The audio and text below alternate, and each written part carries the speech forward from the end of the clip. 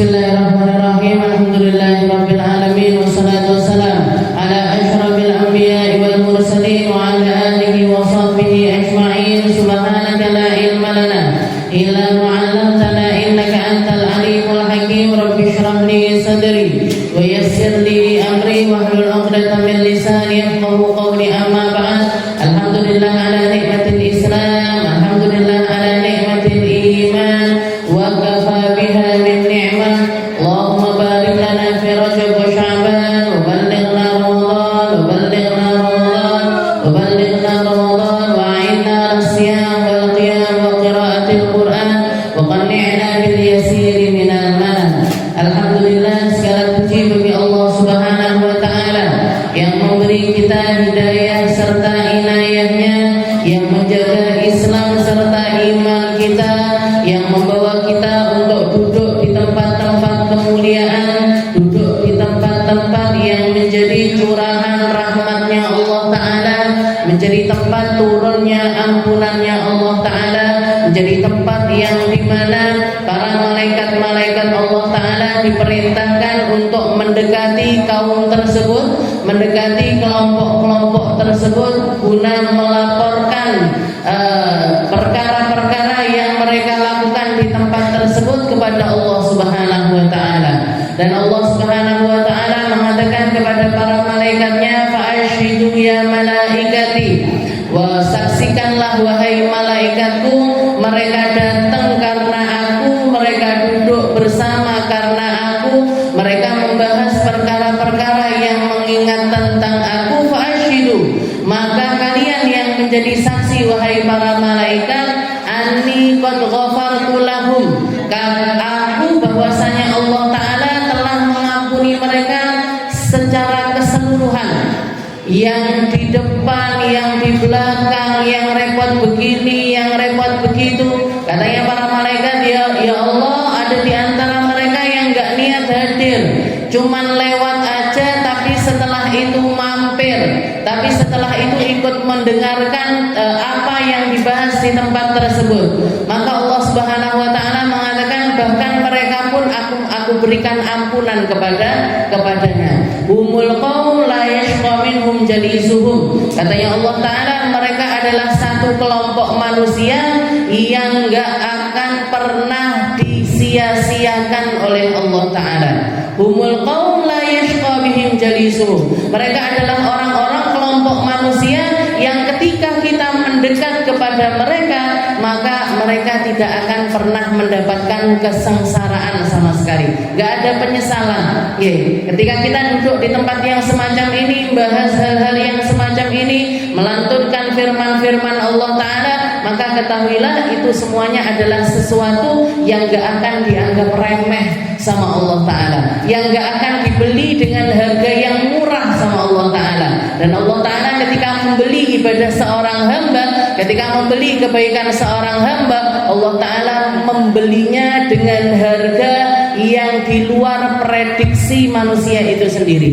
Allah Ta'ala ketika mengiming-imingkan sesuatu, yang diiming-imingkan sama Allah Ta'ala adalah syurga. Allah Ta'ala ketika menjanjikan sebuah kenikmatan, yang dijanjikan adalah kenikmatan di dalam surga, di mana di dalam surga itu kenikmatan gak akan pernah pudar, gak akan pernah berkurang, gak akan pernah tidak sesuai dengan harapan manusia itu sendiri.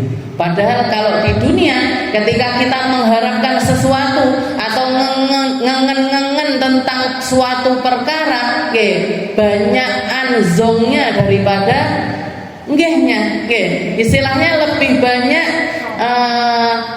kita tidak mendapatkan sesuai apa yang kita inginkan ketimbang apa yang kita ingin. Itu memang alurnya dunia atau identitasnya dunia itu yang memang seperti itu.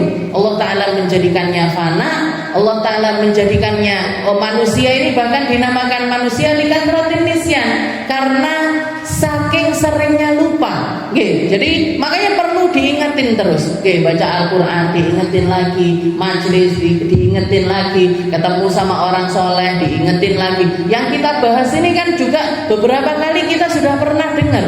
Oke, tapi lali neh. Oke, tahu kalau misalkan hidup kita ini dari Allah Ta'ala, tapi realitanya dalam berkehidupan sehari-hari kita lebih sering menganggap diri kita ini milik kita sendiri. Kita lebih sering menganggap badan ini punyanya kita. Berarti sak karepku arep tak apakne ae.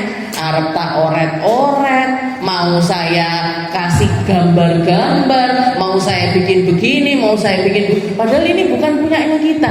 Ini punyanya Allah Ta'ala. Tapi seperti itulah keadaannya manusia. Sering kali lupa. Tapi nanti di akhirat, makanya salah satu kalimatnya Allah Ta'ala untuk mendeskripsikan tentang hari kiamat, fa idza ja'atit tammatul kubra yauma yatadzakkarul insanu ma sa'a.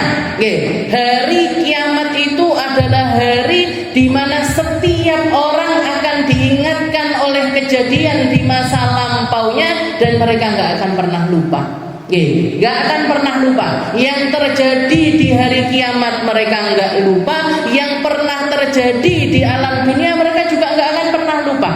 Gak ada yang lupa sedetik pun dari setiap momen kehidupan itu. Gak akan pernah ada yang bisa dilupakan ketika masuk ke alam akhirat. Yauma yatadzakkarul insan, hari di mana manusia semua ingat.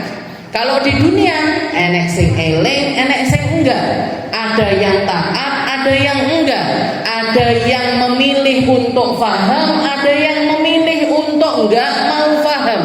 Ada yang memilih untuk mengerti, ada yang memilih untuk enggak mau ngerti. Itu cara kerjanya dunia. Tapi ketika di alam akhirat, yauma yatadzakkarul insanu ma sa'a. Apapun usaha yang pernah mereka lakukan, sekecil apapun kebaikan yang pernah mereka lakukan, ataupun sekecil apapun keburukan yang pernah mereka lakukan, yauma yatadzakkar, hari itu mereka semuanya diingatkan sama Allah Ta'ala. Maka perbanyak momen-momen kebaikan, perbanyak kumpulan-kumpulan kebaikan, perbanyak pertemuan-pertemuan kebaikan, perbanyak tatapan-tatapan kebaikan, perbanyak apa yang bisa kita usahakan dengan seluruh anggota tubuh kita, dengan semua amanah yang Allah Ta'ala berikan kepada kita. Kasih porsi kebaikan semuanya. Biar apa? Biar banyakan ingat kebaikannya kita ketimbang keburukan yang kita lakukan. Agar alasan kita untuk duduk-duduk di dalam mengingat kebaikan porsinya lebih banyak ketimbang mengingat keburukan yang kita lakukan. Orang manusia di dunia pasti punya salah, pasti lalai, pasti lupa, tapi piye carane ben laline iki enggak akeh-akeh banget.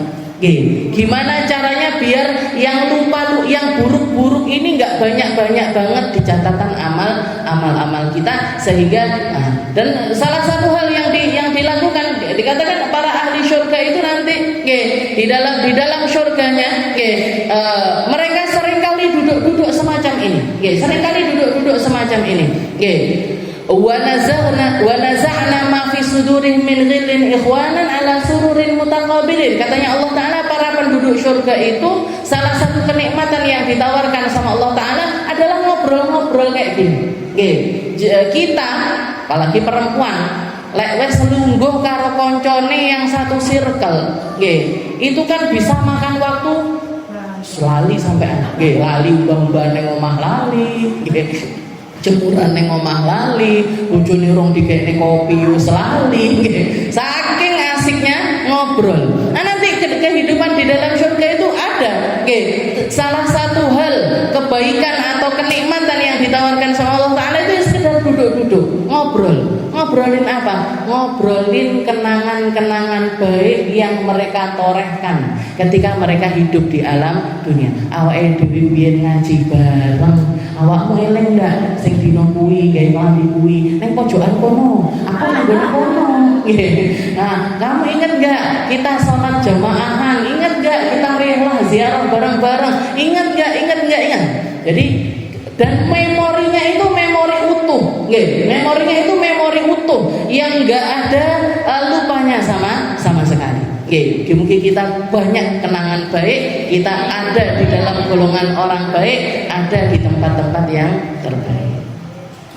Kita masuk di dalam pembahasan kita, masih di dalam surah Abasa wa Tawalla ila an qala Allah Ta'ala fi kitabihil aziz. A'udzu billahi minasyaitonir rajim. Bismillahirrahmanirrahim. Bal yanzurul insanu ila ta'ami anna sababna al-ma'a sabba thumma shaqqaqna al-arda shaqqa fa anbatna fiha habba wa 'inaban wa qadba wa zaytunan wa nakhla wa hadaiqa gulba wa fakihatan wa abba mata'an lakum wa li'an'amikum fa idza ja'atis sakhah yawma yafirru al-mar'u min akhihi wa ummihi wa abihi wa sahibatihi wa banihi likulli imrin minhum yawma idzin sya'nun yughnihi. Setelah Allah Subhanahu wa Ta'ala mengingatkan kita, memerintahkan kita untuk melihat, memerintahkan kita untuk memandang, memerintahkan kita untuk melihat sesuatu bukan hanya dengan mata kepala tapi dengan menggunakan mata hati, yaitu ketika Allah Ta'ala menyediakan makanan untuk kita, mengeluarkan air dari atas langitnya, menumbuhkan segala macam tumbuhannya, memberikan bagi kita segala sesuatu yang dibutuhkan manusia untuk hidup berkelanjutan di alam dunia. Ketahuilah, pahamilah bahwasanya siklus kenikmatannya Allah Ta'ala itu enggak berubah untuk siapapun, enggak berubah dimakan zaman apapun, enggak berubah bagi siapapun. Jadi mau orang taat, mau orang enggak taat, dikasih makanan sama Allah Ta'ala. Mau orang sujud, mau orang enggak sujud, dikasih air sama Allah Ta'ala. Mau orang ini enggak ada kriteria khusus, orang boleh makan kalau mereka begini. Kalau enggak boleh makan, enggak ada. Semuanya diguyur kenikmatan dunia, kenikmatan fasilitas dunia tanpa ada perubahan sampai ke tingkat si manusia itu sendiri nggak sadar bahwasanya itu semuanya adalah nikmat dari Allah Subhanahu wa Ta'ala. Banyak orang nggak ingat kalau itu adalah sebuah kenikmatan. Kenapa? Karena saking rengkete nikmate Gusti Allah, saking padatnya nikmat dari Allah Ta'ala ini, sampai manusia ini nggak ingat kalau itu semuanya adalah sebuah kenikmatan. Tapi Allah Ta'ala memerintah, falyanzur, ayo lihat, kamu lihat tentang semua kenikmatan itu, kamu lihat, setelah itu kamu ingat-ingat, mata'an lakum wa li'an'amikum, semua aku persilahkan bagi kalian untuk kamu pakai, untuk kamu gunakan, untuk kamu makan, untuk kamu habiskan, silahkan. Kalian turunin semuanya, semuanya kenikmatan itu nggak berubah dari Allah Subhanahu wa Ta'ala. Maka permintaan Allah Ta'ala itu simpel sekali. Timbal balik yang diinginkan sama Allah Ta'ala dari manusia ini simpel sekali. Apa itu? Sebagaimana aku tidak berubah di dalam memberi kenikmatan kepada kalian, jangan berubah di dalam menganggap segala sesuatu yang dianggap baik sama Allah Ta'ala. Jangan berubah di dalam mindsetmu memandang kebaikan ataupun juga mindsetmu di dalam memandang keburukan. Manusia ini kan semakin zaman, semakin masa, karena informasi yang datang, karena apa yang mereka lihat dan lain sebagainya, sering bergeser keadaannya. Dulu mungkin 10 tahun yang lalu, 20 tahun yang lalu, orang ketika melihat ada seorang anak atau ada seorang remaja hamil di luar nikah, itu hebohnya luar biasa. Semuanya nganggep kalau kok bisa sampai keadaannya kayak gitu. Setelah itu apa? Setelah melihat bahwasanya ini adalah sebuah keburukan, anak-anaknya dilindungi biar nggak sampai melakukan hal yang sama. Orang dulu ketika mereka melihat hal-hal yang serem, ada pencurian, ada hal yang semacam itu, dianggap sesuatu yang besar, karena itu memang adalah keburukan yang besar, karena adalah bentuk pengkhianatan seorang hamba kepada Allah Subhanahu wa taala. Tapi semakin kesini kan semakin orang ini menganggap itu menjadi sesuatu yang lumrah. Oh, kecelakaan toh komentarnya. Padahal kalau dilihat dari segi orang yang pakai kerudung, orang yang nutup aurat, jauh lebih banyak orang zaman sekarang. Zaman muda-mudanya jenengan dulu, orang pakai kerudung yang rapat itu kan masih jarang. Bahkan lebih sering pakai pakai kebaya, pakai baju-baju yang semacam itu. Tapi kenapa orang-orang dulu lebih paham tentang hakikatnya syariatnya Allah Ta'ala ketimbang orang-orang sekarang? Kenapa kok seperti itu? Karena manusianya memahami perkara-perkara yang datang dari Allah Ta'ala ini sudah tidak semestinya. Jadi bukannya nggak tahu, tapi nggak mau tahu. Bukannya nggak paham, tapi nggak masa bodoh dengan aturan-aturan Allah Ta'ala. Rambutnya boleh ditutup, pakaiannya boleh rapat, tapi rasa malunya tercabut dari dalam hatinya.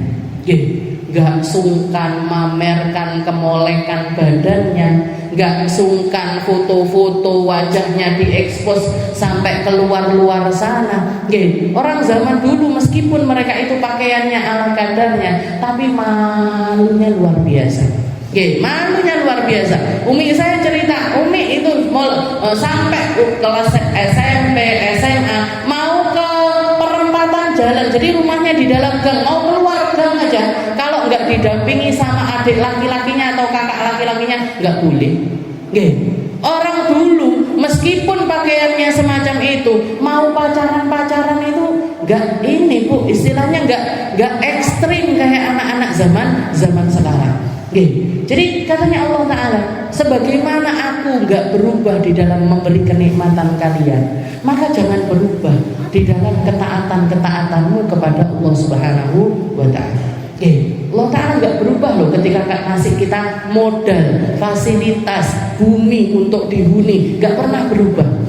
Tapi kenapa kalian menganggap ada perubahan-perubahan di dalam aturan-aturan Allah Subhanahu wa Ta'ala? Yang buruk dari zamannya Nabi Allah Adam akan tetap menjadi sebuah keburukan sampai akhir zaman. Perkara-perkara kedoliman, kejahatan, perkara maksiat dan sesuatu yang dianggap dosa sama Allah Ta'ala, mulai dari zamannya Nabi Allah Adam sampai zaman-zaman nabi-nabi selanjutnya, sampai kepada kita sekarang ini, sampai nanti di akhir zaman, gak akan pernah berubah. Zina tetap menjadi sesuatu yang menjijikkan. Pembunuhan tetap dianggap sebagai sebuah kejahatan yang luar biasa di sisi Allah Subhanahu wa Ta'ala. Minum khamr tetap adalah sebuah kemaksiatan, kedoliman, kejahatan dalam bentuk apapun, pengkhianatan, kerakusan, pencurian, semuanya nggak berubah di sisi Allah Ta'ala. Buruk tetap menjadi buruk dan akan diganjar dengan keburukan di akhirat nanti. Sebagaimana kebaikan akan tetap menjadi sebuah kebaikan dan diganjar dengan kebaikan oleh Allah Ta'ala, maka keburukan pun juga sama. Gak ada perubahannya sama sekali. Makanya ketika di setiap zaman kita lihat orang baik itu tetap disisakan sama Allah Ta'ala. Katanya Allah Ta'ala, katanya para ulama, ad-dunya la yakhlu minas solihin. Dunia ini gak akan pernah dikosongkan sama Allah Ta'ala dari golongan orang-orang soleh. Kalau kita nganggap, zaman sekarang mana ada walinya Allah, zaman sekarang mana ada orang-orang yang baik, zaman sekarang mana ada orang-orang tulus, zaman sekarang mana ada orang-orang ikhlas. Ada bu, kalau kita nggak ketemu sama mereka, berarti kita nggak ditakdirkan untuk sambung dengan mereka. Ada orang-orang yang tetap menjaga diri di saat seluruh dunia bermaksiat sekalipun. Ada orang-orang yang memilih untuk sujud, taat, ibadah kepada Allah Ta'ala di saat-saat orang-orang semuanya pada lalai, akan tetap ada. Jadi nggak akan ada perubahan. Allah Ta'ala berapa porsi, bahkan dikatakan Allah Ta'ala itu menjadikan paku-paku bumi ini. Kalau dohirnya bumi dipaku sama Allah Ta'ala lewat pakai gunung-gunung, Allah Ta'ala juga maku keadaan murka-murkanya Allah Ta'ala dengan para kekasih-kekasihnya Allah. Jadi orang soleh itu tetap disebarkan sama Allah Ta'ala, tetap diadakan sama Allah Ta'ala. Cuman seringkali kalau zaman dulu wali-walinya Allah Ta'ala itu ditampakkan, diperlihatkan, dijelaskan. Kenapa? Karena memang yang sesuai dengan zaman tersebut dijadikan jelas. Seperti kalau jenengan ingat atau baca-baca di dalam sejarah atau yang diinformasikan kepada kita lewat sejarah, wali-wali songo itu, wali-wali songo itu, mereka itu kan punya karomah-karomah yang diperjelas sama Allah Ta'ala. Abah saya pernah cerita wali Surabaya, Sunan Ampel itu ketika nunjuk ke atas pohon aren, pohon arennya baru ditunjuk gini aja, dadi emas, berubah dia menjadi emas. Kenapa kok seperti itu? Karena Allah Ta'ala bikin masa itu metode dakwah di zaman itu adalah dengan perkara-perkara yang jelas semacam ini. Jadi keramatnya para nabi itu diperlihatkan secara jelas. Sunan Gunung Jati, Sunan Bonang, dan akarnya itu masih ada. Kita nggak bisa ngapusi, nggak bisa. Wong ini sejarah turun temurun, yang ngomong bukan 1-2 orang, tapi duf'ah, sekelompok orang diwariskan kepada sekelompok orang, diwariskan lagi kepada sekelompok orang yang lainnya.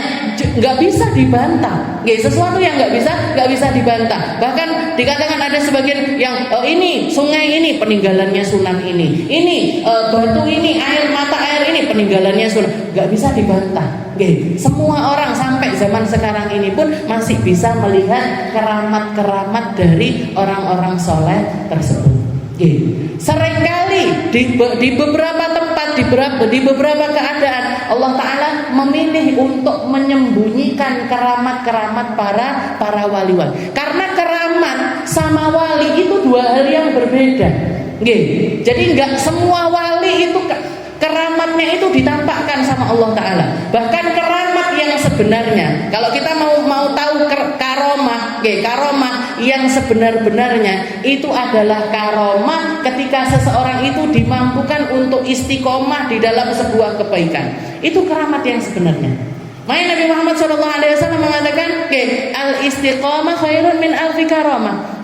Ketika kamu bisa mengistiqomai sebuah kebaikan satu aja, yang kita istiqomai bertahun-tahun, kita perjuangkan, kita jadikan itu bagian dari kehidupan kita, gak akan pernah kita lepaskan dalam keadaan sulit ataupun juga dalam keadaan gampang. Jangan pengen istiqomah, ya Allah saya istiqomah setiap hari baca salawat 1000 kali. Itu mulai dari jenengan jenengan mulai niat, sampai sekarang ini. Misalkan saya sudah mengamalkan ini 20 tahun, saya sudah mengamalkan ini 30 tahun, gak pernah lewat satu hari pun kecuali saya mengamalkan yang semacam ini. Itu yang namanya karomah, Bu. Itu yang namanya keramat. Jenengan gak sadar itu adalah sebuah keramat. Kenapa? Karena al-istiqomah khairun min alfi karamah. Satu hal kebaikan kita istiqomai itu lebih baik daripada 1000 keramatnya, 1000 keramat yang dianggap orang keramat. Jadi keramat itu bukan cuma orang yang terbang, orang yang bisa terbang, orang yang bisa jalan di atas air, orang yang doanya sekali doa langsung diijabahi sama Allah Ta'ala. Iya, itu keramat yang Allah Ta'ala ingin tunjukkan kepada manusia bahwasanya orang ini istimewa, bahwasanya orang ini adalah kekasihku. Kalau dia lurus di jalan syariat, kalau dia lurus di jalan keimanannya, maka mereka adalah orang-orang yang Allah Ta'ala ingin tunjukkan kepada kita bahwasanya ini adalah salah satu tempat kita untuk jalan menuju Allah Subhanahu wa Ta'ala. Tapi kalau enggak, jadi enggak, istilahnya gini, orang itu keramat Ustazah, sholat atau enggak? Ya kadang-kadang sholat, kadang-kadang enggak. Oh berarti itu wali.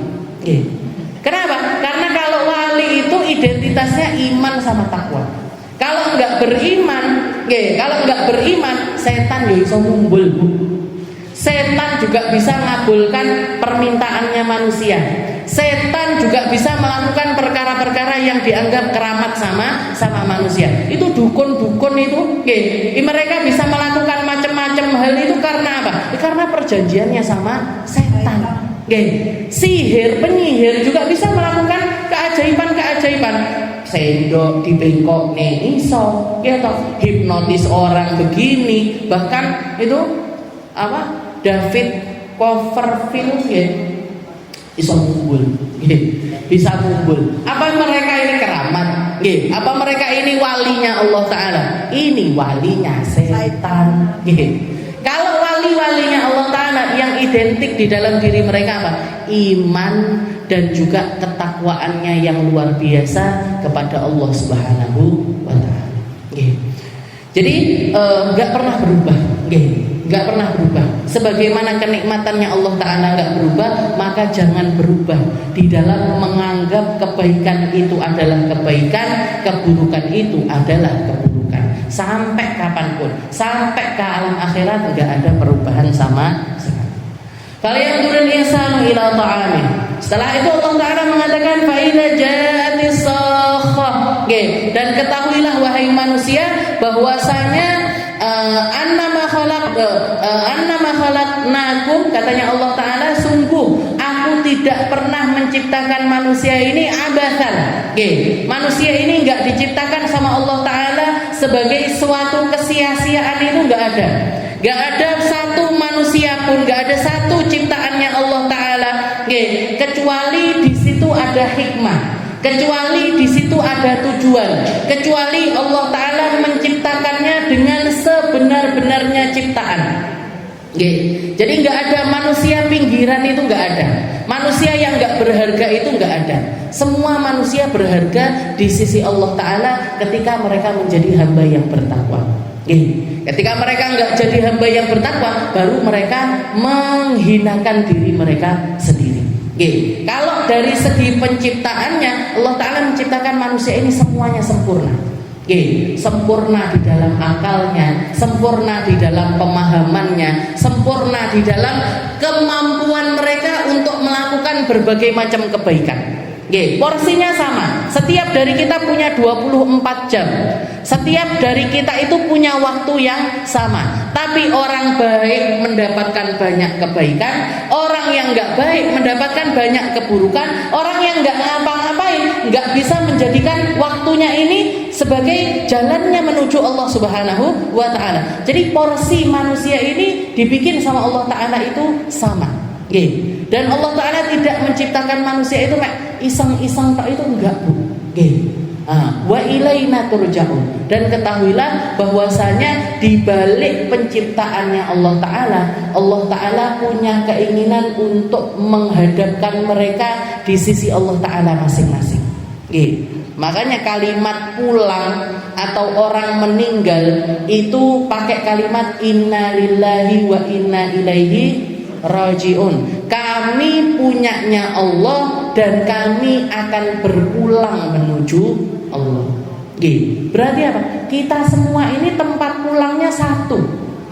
Tempat pulangnya itu di sisi Allah Subhanahu wa Ta'ala. Bukan untuk melakukan kegiatan lainnya, bukan untuk melakukan sesuatu yang lainnya, tapi untuk mempertanggungjawabkan setiap amal kebaikan kita, untuk mempertanggungjawabkan setiap apa yang pernah kita lakukan di alam dunia ini. Maka ada dua kriterianya manusia ketika pulang. Ada yang pulang dalam keadaan gembira, ada yang pulang dalam keadaan bersedih. Ada yang pulang dengan cara yang indah sekali. Ada yang pulang dengan cara yang sangat-sangat mengerikan sekali. Itu sudah menjadi pertanda. Makanya Allah Ta'ala kalau istilahnya ngancam manusia atau mau bikin manusia ini mengambil pelajaran dari seseorang, Allah Ta'ala menggunakan kalimat undur, kaifa atibatul mujrimin. Kalian tinggal lihat aja gimana akhir hidupnya orang baik, gimana akhir hidupnya orang yang enggak baik. Riwayat orang baik itu akhirnya seperti apa, riwayat orang enggak baik itu akhirnya seperti apa. Manusia semacam Fir'aun, semacam Haman, semacam Namrud, orang-orang yang berkehidupan dengan cara yang enggak baik, berdiri di atas muka bumi ini penuh dengan kesombongan. Kita lihat aja, akhir hidupnya mereka ini semacam apa. Di satu sisi, kita lihat keadaannya orang-orang baik itu seperti apa kehidupan mereka. Beberapa bulan yang lalu, sekitar 5 bulan yang lalu, saya kedatangan guru saya, namanya Hubabah Maryam bintu Al-Habib Ali Masyhur bin Hafid, ponaannya Habib Umar bin Hafid. Ponaannya Habib Umar bin Hafid. Saya ketika mondok di Hadramaut dulu sempat belajar sama beliau. Belajar fikih sama Hubabah Maryam karena memang beliau itu terkenal dengan ahli fikih. Terkenal dengan detailnya di dalam menjelaskan perkara-perkara fikih, masalah haid, masalah nifas, masalah yang berkaitan sama perempuan itu beliau alim luar biasa. Tapi memang di masa-masa muda beliau nggak punya kesempatan untuk dakwah sampai Indonesia ini, nggak punya kesempatan karena masih punya suami, dan anak-anaknya masih kecil-kecil. Sehingga baru beliau ini bolak-balik ke Indonesia untuk berdakwah sampai akhirnya bawa murid-murid ngerintis pondok. Sekarang ini pondoknya beliau muridnya sekitar 300 orang. Tapi itu beliau dakwah itu sudah masuk usia 50 tahun lebih. Tepatnya setelah wafatnya suaminya. Jadi setelah suaminya meninggal, baru beliau ini kiprahnya di dalam dakwah itu baru bisa muncul secara nyata. Istilahnya kalau dulu ngopeni orang Hadramaut aja, bikin kelompok-kelompok pemandian jenazah, bikin kelompok-kelompok majelis-majelis perempuan, bahas-bahas fikih, itu beliau lakukan di sekitaran Hadramaut aja, nggak sampai ke tempat yang jauh-jauh. Baru-baru ini, bahkan Tulungagung berkesempatan tahun ini di bulan Juni kalau nggak salah, itu Tulungagung dikasih jadwal datangnya Hubabah Maryam. Kalau jenengan hadir waktu itu di Al-Azhar, jadi di Al-Azhar. Dan ternyata itu menjadi tahun terakhir beliau datang. Kemarin awal bulan kemarin, kita dengar kabar wafatnya beliau di usia 63 tahun. Umurnya beliau 63 tahun. Enggak pakai sakit, enggak pakai kesulitan, enggak pakai istilahnya, bahkan saya kemarin waktu ziarah Hadramaut itu beliau sendiri yang duduk untuk ngadepi kita. Yo nerima tamu, ya nyepak ini, ngimami sholat, dakwah kayak biasa. Dakwah kayak biasa. Mukanya enggak ada raut kayak orang sakit apa kesakitan, enggak ada sama sekali. Walaupun kata anak-anaknya beliau ini memang punya penyakit, sering kalau pagi itu sering mengeluhkan sakit perut, tapi nggak dirosok. Kalau sudah dakwah itu beliau nggak terasa. Kemarin riwayat hidupnya beliau indah sekali. Dikatakan hari Rabu itu masih ngajar di Daruz Zahra. Adik saya ikut kajiannya beliau, katanya beliau ini ngaji ini bukan kayak orang, istilahnya nggak kayak biasanya, lebih banyak gembira, kayak orang seneng banget. Ngajar itu guyon-guyon sampai istilahnya sampai kita ini Hubabah ini tumben-tumben, biasanya lurus lempeng, ngajinya itu serius gitu. Walaupun mesti ada selingan lucu-lucunya itu, tapi nggak banyak. Ini tapi beliau ini kayak ngajar itu kayak pengen ngasih kegembiraan kepada kita semuanya. Hari Kamis pagi masih ngajar. Dan dikatakan ketika ngajar itu sering keluar dari lisan beliau itu kalimat yang mengatakan man ahabba liqa Allah ahabballahu liqa'ahu. Barang siapa yang rindu untuk ketemu Allah, Allah juga rindu ketemu dia. Barang siapa yang pengen ketemu sama Allah Ta'ala, Allah Ta'ala juga pengen ketemu sama dia. Barang siapa yang cinta untuk bertemu dengan Allah Ta'ala, maka Allah Ta'ala pun, itu tandanya Allah Ta'ala juga cinta untuk ketemu sama hamba tersebut. Itu diulang-ulang. Nanti ngajar ngomong gitu lagi, ngajar ngomong gitu lagi. malamnya nggih. Jadi sekitar sore nggih, hari Kamis sore nggih, hari Kamis sore hampir maghrib atau mungkin setelah maghrib di tanggal 20 Jumadil Akhir. Jadi harinya malam Jumat nggih, tanggalnya tanggal 20 Jumadil Akhir. Tanggal 20 Jumadil Akhir itu hari kelahirannya Sayyidah Fatimahuz Zahra. Jadi di Hadramut itu biasa dibikin perayaan-perayaan. Oke, jadi hari itu anak Daru Zahra, anak pondoknya beliau, rumahnya beliau itu lagi dihias-hias. Oke, lampu-lampu, terus tempelan-tempelan, selamat hari lahirnya. Malamnya itu mau bikin perayaan kayak pesta gitu, kayak kalau di Indonesia kayak mau lutan. Oke, banyak hadiah-hadiah, bikin masakan-masakan yang enak-enak, bikin jamuan-jamuan dan lain sebagainya. Oke, jadi di malam 20 Jumadilah itu yang orang-orang lagi ribut, pakai baju yang paling bagus ini, siap-siap ini, menghias. Bahkan beliau pun paginya itu masih ikut menghias. Maghrib dapat kabar beliau meninggal. Jadi yang pertamanya orang-orang ini nata-nata buat perayaan-perayaan langsung berubah drastis menjadi sedih semuanya karena ditinggal sama bapak. Jadi maghrib, hari Kamis maghrib, Rebo masih ngajar, Kamis masih ngajar. Jangan bayangkan. Meninggal gak pakai sakit, gak pakai sulit, meninggal dalam keadaan dan kayak semuanya dipercepat sama Allah Ta'ala, semuanya dipermudah sama Allah Ta'ala. Makanya istilahnya ini akhir kehidupannya orang baik dikasih lihat sama Allah Ta'ala. Siapa yang bisa menentukan hari kematian masing-masing dari kita? Bisa kita pesan sama, ya Allah, kula purune meninggal malam Jumat. Ya Allah, kula purune meninggal berjumatan wis.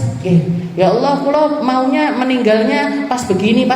Gak ada yang bisa request, gak ada yang bisa minta, gak ada yang bisa menentukan. Semuanya ketentuannya dari Allah Ta'ala. Dipas nih sama Allah Ta'ala meninggal malam Jumat di usianya beliau yang ke-63 tahun, di mana Nabi Muhammad meninggal umur 63. Sayyidina Abu Bakar meninggal umur 63. Sayyidah Aisyah meninggal umur 63. Banyak orang-orang baik yang meninggal di umur 63 tahun. Beliau meninggal pas umur 63 tahun. Meninggal umur 63 tahun malam Jumat di malam kelahirannya Sayyidah Fatimahuz Zahra. Jadi di saat banyak orang gembira untuk merayakan, beliau meninggal.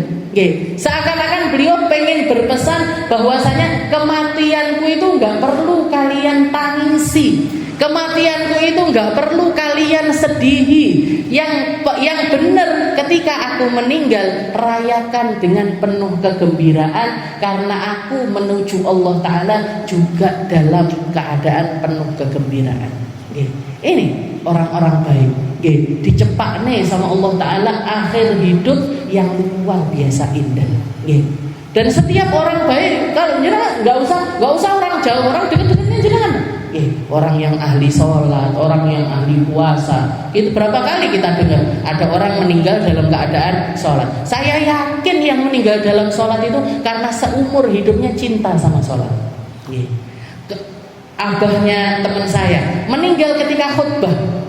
Meninggal ketika khutbah Jumat. Ketika khutbah. Pokoknya ketika ceramah beliaunya itu. Saya yakin kenapa kok beliau itu diwafatkan sama Allah Ta'ala dalam keadaan semacam itu. Karena orang ini benar-benar serius di dalam dakwah. Orang mu'alaf beberapa waktu yang lalu mungkin ustadz siapa dari Papua atau dari Maluku, dari daerah timur pokoknya meninggal ketika khutbah Jumat. Meninggal ketika khutbah Jumat. Ini kenapa kok dibikin sama Allah Ta'ala? Biar jadi peringatan bagi kita, orang ketika serius di dalam melakukan sesuatu, Allah Ta'ala juga serius di dalam menyiapkan pertemuan-pertemuannya dengan hamba tersebut. Dibikin riwayat yang seindah mungkin sama Allah Ta'ala. Orang yang gak baik juga semacam itu. Dibikin sama Allah Ta'ala kematian yang sulit, kematian yang menyakitkan, kematian yang bisa jadi peringatan bagi manusia. Ini loh, orang yang gak baik akhir kehidupannya akan semacam ini. Fir'aun dengan tenggelamnya, Raja Namrud dengan dimakan otaknya sama seekor nyamuk, dikalahkan dengan cara-cara yang menghinakan dirinya. Pamannya Nabi Abu Lahab. Mati dalam keadaan apa? Mati dalam keadaan seluruh badannya ini bentol-bentol. Sampai ditinggal istrinya, ditinggal anaknya, ditinggal seluruh keluarga, gak ada yang mau ngopeni. Pas meninggal gak ada yang mau nguburkan karena baunya serumah yang luar biasa. Akhirnya digalikan tanah di terasan rumahnya. Setelah itu mereka ngambil kayu yang panjang, digelindingin, Bu. Jadi digelindingin jasadnya, jenazahnya itu digelindingin, dijatuhkan dari kasurnya, digelindingin sampai masuk ke lubang itu. Setelah masuk ke lubang, orang mau deketin lubang itu ternyata masih bau. Akhirnya apa? Dilemparin pakai batu sampai penuh. Dilemparin pakai batu sampai penuh. Bahkan ada sebagian orang yang mengatakan sekarang ini, kuburannya Abu Lahab, orang yang mendekati area tersebut masih nyium bau busuknya. Sudah berapa ribu tahun, masih kecium hawa-hawa yang ini rumahnya Abu Jahal sekarang jadi apa? Jadi toilet. Rumahnya Abu Jahal sekarang jadi, matinya Abu Jahal kayak apa? Matinya Abu Jahal kepalanya terpenggal, dibawa sama Abdullah bin Mas'ud, orang yang kecil, sahabatnya Nabi yang dianggap lemah sekali, bawa kepalanya Abu Jahal, dihadapkan kepada Nabi Muhammad SAW. Dihadapkan kepada Nabi. Setelah itu Rasulullah mengatakan, ya Abdullah, ar-ra's bir-ra's. Wahai Abdullah, kepala dibalas kepala. Dulu kamu ditempeleng sama Abu Jahal, sekarang kamu yang bawa kepalanya Abu Jahal. Itu. Jadi keadaannya manusia itu selalu seperti itu. Wali an'amikum fa idza ja'atis sakhah. Ketika terjadi an-nafkhatus tsaniyah. Jadi yang namanya sakhah itu adalah tiupan sangkakala yang kedua. Seperti yang kita tahu, Allah Ta'ala begitu menciptakan dunia, Allah Ta'ala menciptakan para malaikat-malaikatnya, termasuk diantaranya adalah malaikat Israfil yang punya tugas niup sangkakala. Pekerjaannya apa? Pekerjaannya sampai sekarang ini masih megang sangkakalanya. Saya enggak nyapa Bu, protes dia. Enggak. Ya Allah, sampai kapan ini kesel? Gak ada keluhan, gak ada capek, gak ada. Kenapa? Karena memang diciptakan khusus untuk melakukan hal tersebut. Jadi kalau manusia mengatakan, kenapa sih Allah Ta'ala ini nggak buat manusia ini semuanya taat? Allah Ta'ala sudah punya makhluk, sudah punya ciptaan yang khusus untuk melakukan ketaatan, yaitu para malaikat-malaikatnya Allah. Manusia ini memang diciptakan sama Allah Ta'ala bisa melakukan kebaikan, bisa melakukan keburukan. Malaikat Israfil ini tugasnya hanya meniup sangkakala. Berapa kali? 2 kali. Tiupan sangkakala yang pertama adalah itu menjadi pertanda hancurnya seluruh alam semesta. Matahari dihancurkan, langit, bumi, manusia, semuanya dihancurkan sama Allah Ta'ala dan dimatikan secara keseluruhannya. Jadi dengan tiupan sangkakala tersebut hancur segalanya sekaligus mati seluruhnya. Mati seluruhnya. Setelah semuanya mati, dihidupkan lagi sama Allah Ta'ala. Jadi termasuk malaikat Israfil ini dimatikan sama Allah Ta'ala setelah tiupan sangkakala yang pertama. Dicabut nyawanya. Setelah dicabut nyawanya, Allah Ta'ala mengembalikan ruhnya kembali. Setelah dikembalikan ruhnya, dia niup lagi yang kedua sebagai pertanda bangkitnya seluruh makhluk-makhluknya Allah Ta'ala. Mau manusia, mau jin, mau hewan darat, mau hewan laut, semuanya dibangkitkan kembali, dikembalikan rohnya ke asalnya, ke tempat-tempat mereka masing-masing. Fa idza ja'atis sakhah. Ketika datang hari tiupan yang luar biasa, memekakkan telinga, yaitu tiupan yang pertama dan tiupan yang kedua, dan yang dimaksudkan yang di sini as-sakhah yang di sini adalah tiupan yang kedua ketika semua ruhnya manusia itu dikembalikan ke jasad mereka masing-masing. Hari itu yauma yafirrul mar'u min akhi wa ummihi wa abi wa sahibatihi wa bani likulli imri'in minhum yauma idzin sya'nu yughni. Hari itu gak ada satu manusia kepikiran manusia yang lainnya. Hari itu gak ada seseorang ingat orang yang lainnya. Bahkan ketika Rasulullah mengatakan yuhsyarul mar'u hufatan, uratan, ghurlan. Katanya Nabi, sesungguhnya manusia nanti itu dibangkitkan dalam keadaan bertelanjang kaki, nggak pakai pakaian, barang selembar kain pun. Dan bahkan ghurlan itu yang dulunya ketika di dunia sudah disunat, mereka kembali nggak bersunat lagi. Jadi yang di dunia perempuan punya tindih, istilahnya ketika bayi itu dilubangi telinganya, dibangkitkan nanti lubangnya hilang. Balik asal, balik seperti ketika dia dilahirkan. Bayi lahir kalau perempuan biasanya juga ada yang dikhitan, dipotong sebagian dari kemaluannya, balik lagi nggak berkhitan. Yang laki-laki sudah disunat, balik lagi nggak bersunat. Ghurlan. Jadi dikembalikan seperti asal mereka itu dilahirkan seperti hufatan, uratan, ghurlan. Katanya Sayyidah Aisyah, ya Rasul, malunya kita ya Rasul, masa satu sama lain nanti bakalan saling lihat-lihatan. Katanya Nabi Muhammad, al-amru yauma idzin asyad, wahai Aisyah, sesungguhnya perkara di hari itu jauh lebih sulit dibandingkan untuk saling melihat satu sama lain. Jangan bayangin aja kayak apa sulitnya. Kita istilahnya hidup di dunia ini banyak masalah, banyak musibah, banyak keadaan-keadaan genting yang kadang terjadi di dalam kehidupan kita, yang seringkali di saat hal itu terjadi kita lupa banyak hal. Kita melupakan banyak hal. Orang ketika jenengan kalau takziah orang meninggal pertama kali, barusan kita kan melihat keadaannya itu lemah sekali, nggak mau makan, nggak mau minum, nangis terus-terusan. Bahkan banyak di antara mereka yang saya temukan itu nggak mau ngomong sama sekali, nggak mau ngomong sama sekali, nggak diajak komunikasi itu nggak bisa sama sekali, nggak mau. Pokoknya istilahnya kayak orang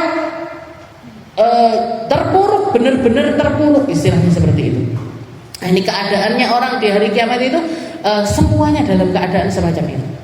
Gak akan ingat siapapun, gak akan dia hanya akan memikirkan dirinya sendiri dan hanya akan memikirkan apa yang akan terjadi kepada dirinya. Makanya Allah Ta'ala mensifatkan orang-orang di alam akhirat nanti, di hari kiamat tersebut, yauma yafirrul mar'u min akhi, orang akan lari dari saudaranya sendiri, wa ummihi wa abi, dari ibunya serta bapaknya, wa sahibatihi wa bani, dari pasangan-pasangan mereka maupun juga anak-anak mereka. Dan kalau kita lihat urutan manusia, ketika seseorang ini ingin menarik diri dari satu golongan atau pengen menarik diri dari keluarganya sendiri, ini kelompok ini adalah kelompok paling akhir bagi orang tersebut untuk bisa berpisah. Kita bisa pisah dari golongan itu, bisa. Kita pisah dari kelompok itu, bisa. Kita pisah dari pertemanan itu sangat-sangat bisa. Itu sesuatu yang gampang. Dan kalau kita lihat sebagian orang yang menarik diri dari masyarakat atau punya masalah dengan banyak kelompok, dia itu akhirnya kan menyendiri. Tapi ketika menyendiri, urutan orang yang gak akan dia pisahkan dari kehidupannya adalah semacam ini tadi.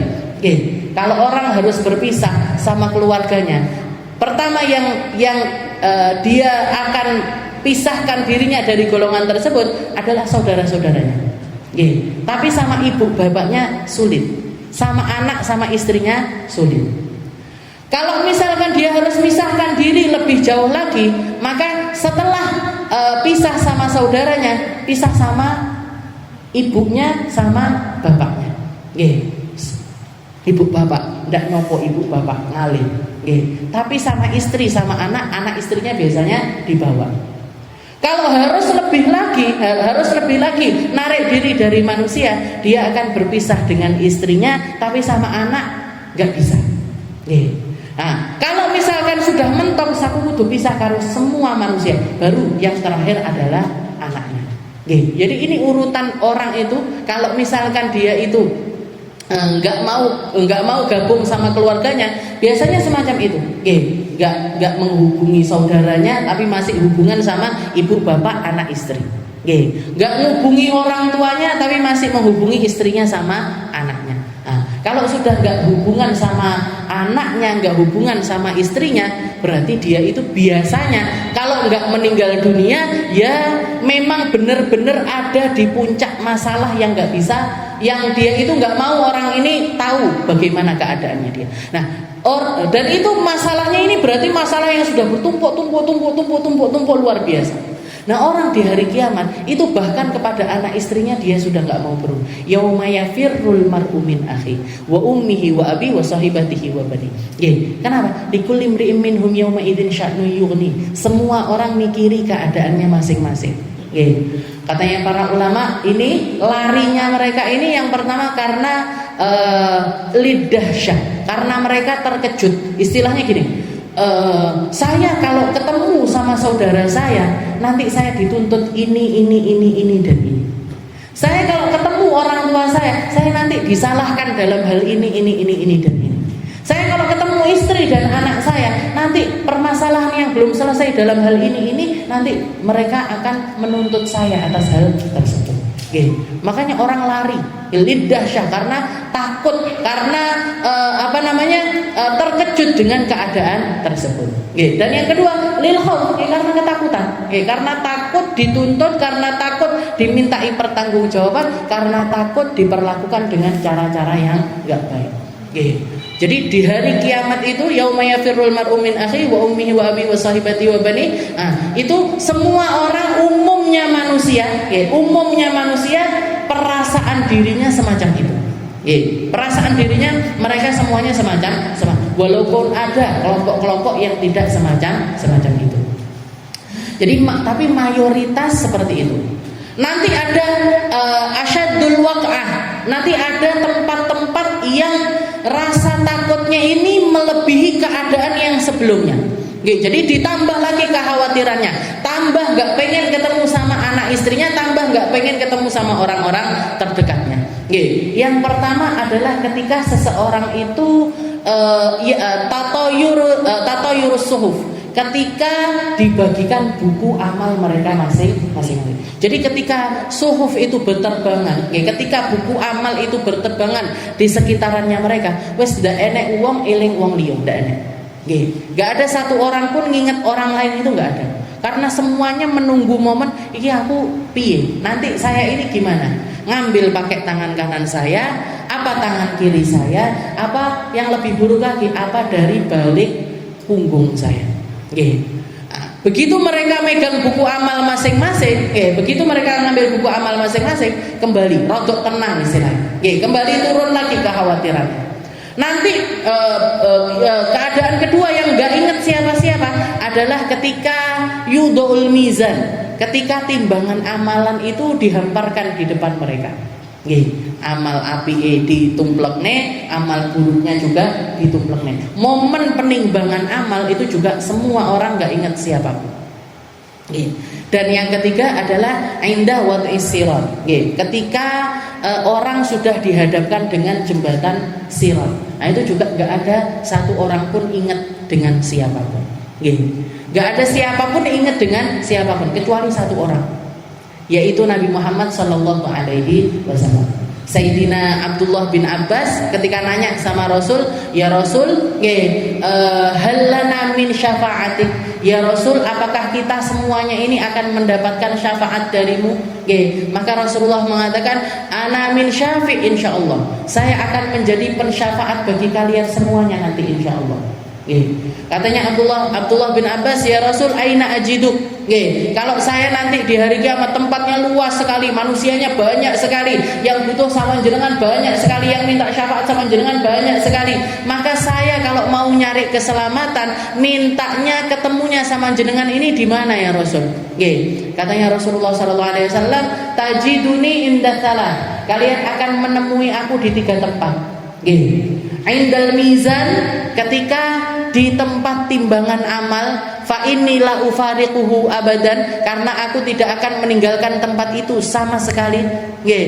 Yang kedua adalah inda sirat, nggih, ketika kalian semuanya melewati jembatan sirat, fa inni la ufariquhu abadan, aku tidak akan meninggalkan jembatan sirat, saya akan memastikan kalian semuanya selamat sampai kepada Allah Subhanahu wa taala. Dan yang ketiga, nggih, yang ketiga indal haud, ketika di samping telagaku, kalian gak akan pernah tidak menemui aku di tempat tersebut. Di tiga tempat ini, tempat kita nyari selamat secara khusus kepada Nabi Muhammad sallallahu alaihi wasallam. Indal mizan, ketika di timbangan amal, ketika di jembatan sirat, sama di telaganya Nabi Muhammad sallallahu alaihi wasallam.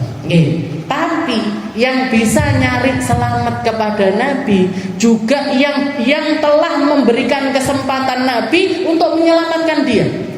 Karena perkataannya Nabi kepada Abdullah bin Abbas setelah itu, nanti ketika timbangan amalmu ditimbang wahai Abdullah, timbangan kebaikanmu ditaruh sama Allah, timbangan keburukanmu ditaruh sama Allah Ta'ala.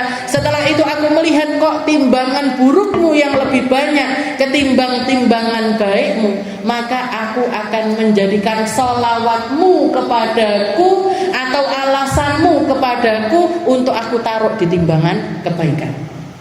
Jadi kalau kamu punya modal sholawatmu itu nanti yang tak pakai beratin amalmu. Kalau kamu punya modal sambungan kepadaku, itu yang akan aku jadikan alasanku untuk memberatkan timbangan kebaikan. Makanya dikatakan di dalam Al-Quran, yauma la yuhzillahun nabi, hari kiamat itu adalah hari di mana Allah Ta'ala tidak akan menyia-nyiakan Nabi Muhammad sallallahu alaihi wasallam. Sampai dikatakan malaikat Malik, penjaga neraka, itu karena melihat seriusnya Nabi di dalam menyelamatkan umat, nyelamatin umatnya sendiri. Jadi ketika orang-orang mau masuk surga, mau masuk neraka, Nabi Muhammad memilih untuk berdiri di atas mimbar yang di sebelah kiri. Alasannya apa? Alasannya karena setelah mimbar tersebut ada pintunya neraka. Maka Nabi Muhammad gak pengen ada satupun umatnya yang luput masuk ke dalam neraka. Kalau misalkan Nabi Muhammad bisa menyelamatkan orang untuk masuk ke dalam surga bighairi hisab, Nabi Muhammad yang mempersilahkan mereka, sing api-api, sing paling api-api mlebu dhisik ning gone surga. Diselamat yang orang-orang baik-baik dari yang terbaik diselamatkan dulu sama Nabi Muhammad sallallahu alaihi wasallam. Yang sudah kadung nyemplung, yang sudah kadung masuk ke dalam neraka, itu dikatakan setiap jam Nabi Muhammad itu masuk ke dalam neraka, keluar bawa satu rombongan manusia. Masuk lagi, keluar bawa satu rombongan manusia. Masuk lagi, bawa serombongan manusia. Terus seperti itu. Sampai malaikat komentar, ya Muhammad, wahai Muhammad, halaka min ghadabi rabbina min baqiyah. Wahai Muhammad, sepertinya kamu tidak menyisakan untuk umatmu sedikit pun dari murkanya Allah Subhanahu wa ta'ala. Kamu kayaknya gak ngasih kesempatan buat Allah Ta'ala mengeksekusi orang-orang yang melakukan keburukan-keburukan ini untuk mereka mencicipi panasnya api neraka. Wes mlebu, sudah masuk ke dalam neraka, Bu, tapi dikeluarin sama Nabi. Sudah masuk, keluarin sama Nabi. Sudah masuk, keluarin sama Nabi. Sampai akhir, gak ada putus asanya sama sekali. Bahkan sampai di saat ketika para orang tua itu putus asa kepada anaknya, Nabi Muhammad gak pernah putus asa. Bahkan dikatakan di akhir Rasulullah sudah masuk ke dalam surga, sudah menikmati kenikmatan surga. Maksudnya apa? Dikira Nabi sudah nggak ada orang yang bisa diselamatkan lagi. Ternyata ada satu orang mengatakan, ada malaikat yang mengatakan, ya Muhammad, di neraka masih tersisa sebagian dari umatmu. Rasulullah berdiri dari istananya, Bu. Rasulullah berdiri dari kenikmatannya, masuk ke dalam neraka. Ditanya, kalian ini kenapa? Apa maksiat yang kalian lakukan kok sampai kalian ini bertahan di dalam neraka, tidak bisa keluar. Mereka mengatakan, kami adalah orang-orang yang durhaka kepada orang tua kami. Kami adalah orang-orang yang melakukan kedurhakaan kepada orang tua. Maka Rasulullah keluar dari neraka. ngadep Allah Ta'ala, sujud di hadapan Allah Ta'ala, minta sama Allah Ta'ala biar mereka ini dikeluarin. Karena mereka termasuk umatnya Nabi Muhammad SAW. Katanya Allah Ta'ala, wahai Muhammad, kalau golongan yang ini aku pun gak bisa nyelamatin. Terus gimana caranya nyelamatkan mereka ya Allah? Bilang sama orang tua mereka masing-masing, kalau mereka berkenan untuk memaafkan anak-anaknya, silahkan keluarkan mereka dari neraka. Maka Rasulullah marani ibunya, bapaknya yang sudah ada di dalam surga. Diomongi anakmu neng neraka, anakmu. Semua jawabannya apa? Biarin aja ya Rasul. Biarin aja. Saya sudah muak sama mereka. Saya sudah mendapatkan banyak keburukan dari mereka. Diomongin keburukannya ini ya Rasul. Maka dikatakan Nabi Muhammad minta izin sama Allah Ta'ala untuk dibukakan sedikit gambarannya neraka, biar orang tuanya ini ngelihat keadaan anaknya di neraka. Dibukakan sama Allah Ta'ala, diperlihatkan kepada orang tuanya, anak-anaknya yang disiksa di dalam neraka. Maka setelah melihat keadaan anaknya, baru mereka mau maafin. Dimintakan maaf satu persatu anak-anak tersebut. Baru setelah orang tuanya memaafkan, Nabi Muhammad dipersilahkan sama Allah Ta'ala untuk mengeluarkan anak-anak durhaka tersebut. Ini perjuangannya Nabi Muhammad SAW. Manusia yang lebih sayang kita ketimbang kita sendiri. Manusia yang lebih sayang kepada diri kita ketimbang diri kita sendiri kepada diri kita sendiri. Daripada kita kepada diri kita, ini Nabi Muhammad lebih sayang dibandingkan. Jadi dikeluarin semuanya sama Rasulullah SAW. Makanya majlis yang di situ ada penyebutan Nabi gak akan pernah sia-sia. Tempat yang nyambungkan kita kepada Nabi itu adalah tempat kita untuk mengumpulkan syafaatnya Nabi, mengumpulkan alasan untuk nyambung sama Nabi, mengumpulkan alasan agar Rasulullah ini bisa menyelamatkan kita di alam akhirat nanti. Mungkin kita semuanya diselamatkan sama Nabi, dapat syafaatul udma, dapat syafaat-syafaat selanjutnya, dapat kedekatan sama Nabi, dapat porsi untuk bisa bersama-sama dengan Nabi, dapat porsi untuk membersamai apapun yang terjadi di dalam alam akhirat kita nanti. Ala hadhihi niyah wa ala kulli niyatin salihah wa ila hadratin Nabi Muhammad sallallahu alaihi wasallam bisirril Fatihah.